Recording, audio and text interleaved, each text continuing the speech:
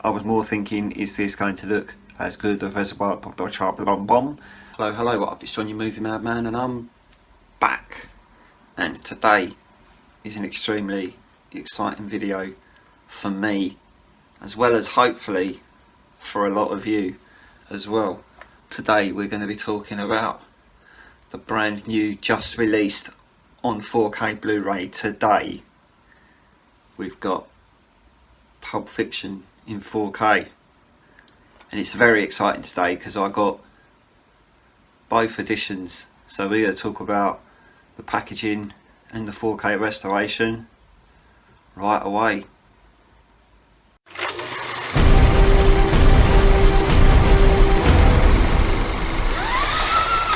It's quite exciting actually when I came to thinking about preparing for this video, because this is one of those films that doesn't actually have loads and loads of boring censorship history. I'm guessing Tarantino just submitted the film and they were like, oh yeah, that's an 18. Sorted, didn't have to cut anything out. Problem solved. They both got different back covers as well, so that's a good start. This is in red, so that's a better start as well. They're 18 rated, contains strong violence and sex references and hard drug use. So yeah, that's all that's in it. They don't mention that they say fuck 237 times, but it don't matter, does it? Because you probably know that if it's a Quentin Tarantino film anyway, you just have to expect it to be full of swearing. So we're going to open these and have a little look at the packaging. Yeah, let's start with the simple one. Ideally, I would have just got the steelbook for this, but when I saw just quite how nice this looked as well, I was like, I just have to get both. I really love how the black and the red go together just beautifully on there. I mean, if you know anything about me, you'll know that I love a bit of black and red anyway. See, a bit of black and red on the back there as well. It's a nice slipcover. I don't know if I like the way the slipcover's made. It's very much like, I feel like if I touch this, I'm going to leave fingerprints on it, and I really don't like leaving fingerprints on my fronts. It's just, makes it look a bit more tacky, but it's still nice. We'll take the slipcover off anyway, and you'll see it's basically the same. No pictures on the back, a bit rude, isn't it? They put pictures on the back here, but not on the back there, so a little bit upset about that.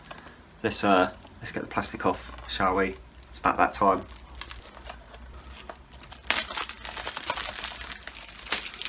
Let's have a look inside, shall we? This is one of those discs that have got stripped of artwork but put all the important information on there anyway. So you've got the Blu-ray there and the 4K there. I like these, the way that these look, because it just makes how they make like the ratings stand out and the title stand out. I really like that. I mean, it's a bit of a poo effort because there's no artwork on the discs, but I like the way that they make stuff stand out on the discs when they do them like that. So that's the normal edition. We'll have a look at the steelbook as well, shall we? Yeah, like this. So this is the steelbook. We're gonna open that as well.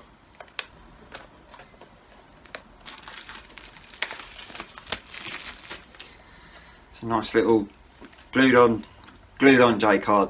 So one of those J cards that you're a little bit like, oh, I don't know if I want to take this off because I feel like I'm going to ruin it, but I know that on the back here there's a little extra little bit for you there as well. We'll have a look inside, shall we? The discs are exactly the same as the discs in the other case. I'm assuming, as you've got Uma Thurman on the left there, you'll have John Travolta on the right here. Look at that. It's a nice little bit of artwork inside there. Looks quite beautiful. I thought there was nothing else extra with this though. No art cards, no posters, anything like that. Just the steelbook and the discs. For £35, that should have been a bit better, I think.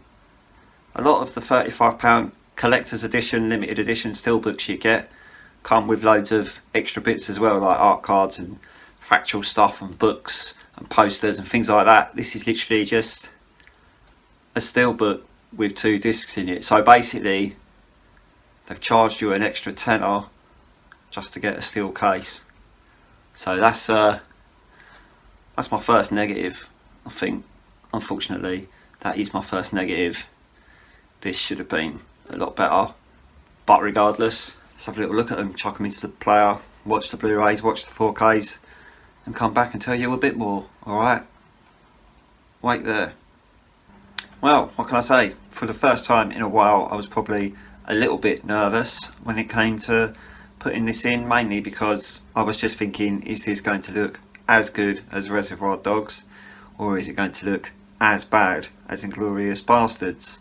So that was my first thought putting this in. On a side note, can I just say, a Paramount release on 4K, and there's the Blu-ray disc in there as well, so well done Paramount, first time for everything. I decided to watch this Blu-ray mainly because this is the older Blu-ray. If I'd have just watched the Blu-ray in the newer version, it probably would have just been a 4K restoration on a Blu-ray disc. So to give it a bit more of a fairer review, I've gone with this one because this one probably hasn't been restored again. So I looked at a little bit of this.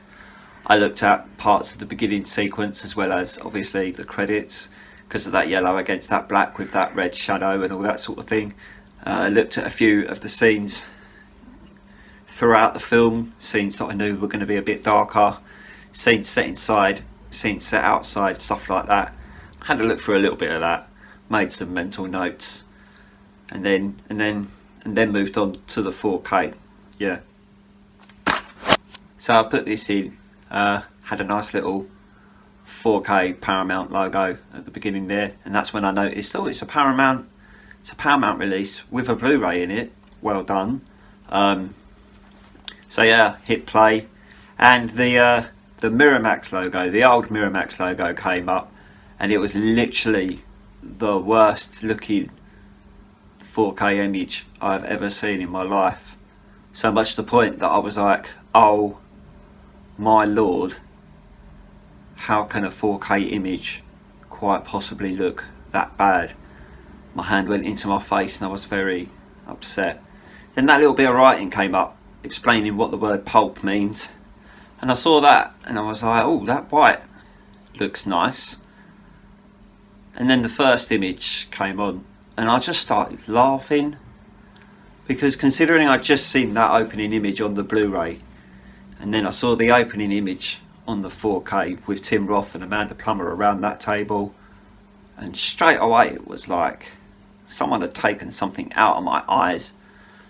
One of the first times ever have I seen a 4K image where I felt like it was brighter in the background. On this I noticed straight away the picture was brighter. That grain was next to not visible, which was beautiful for me, and the picture itself was just absolutely astonishing. I went through, looked at the bits that I looked at on the Blu-ray, that close-up of Christopher Walken's face when he's holding that watch, that close-up of the boys in the car at the beginning, all of it just, bloody hell, I was very surprised considering how shocking that Miramax logo looks at the beginning when that first image comes on. It's almost like they dumbed down that logo to just be like, aha, I fooled you, you thought it was going to be crap, didn't you? But no, it turned out it was really good. So yes, I'll tell you that now. If you're thinking, I want to see Pulp Fiction in 4K to see what it's like, it is definitely worth getting. It's definitely an amazing upscale from that Blu-ray. And also, if you haven't got it on Blu-ray, there's a Blu-ray in here, so you can just buy this. For some reason, this was £25, when 9 times out of 10 brand new 4K releases are usually £20. So for some reason they wanted an extra £5 for Pulp Fiction, maybe because they knew everyone was going to be running to the shops to get it.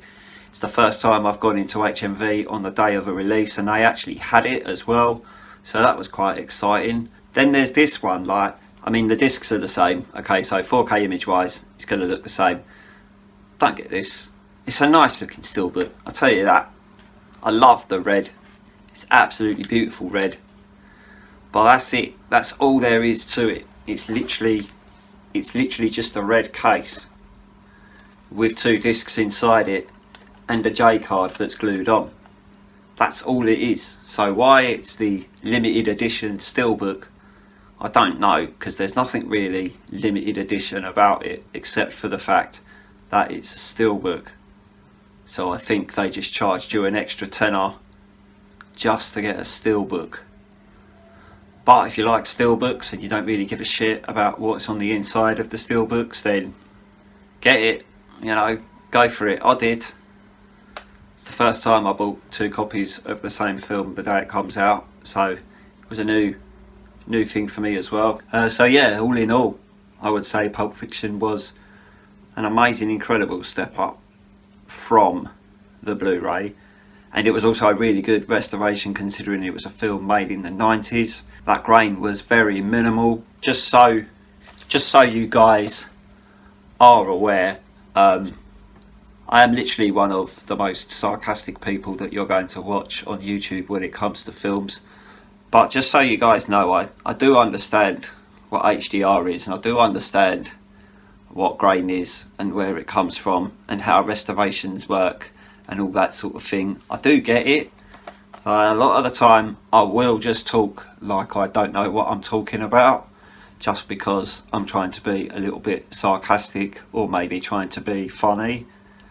But I do get it. So like, I do enjoy it when people leave little comments trying to explain to me what these things are, and I just laugh a little bit inside and I just think, I know, but it's alright.